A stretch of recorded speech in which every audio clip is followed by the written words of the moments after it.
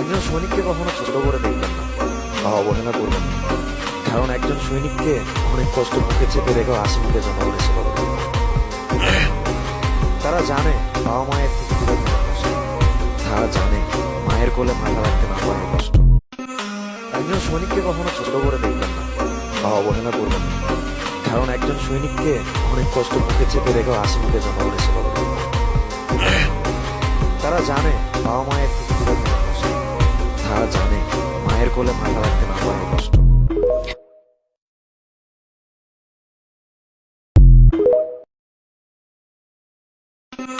একজন সৈনিককে কখনো ছোট করে দেখবেন না বা অবহেলা করবেন না, কারণ একজন সৈনিককে অনেক কষ্ট মুখে চেপে রেখেও হাসি মুখে জন্ম করেছিল।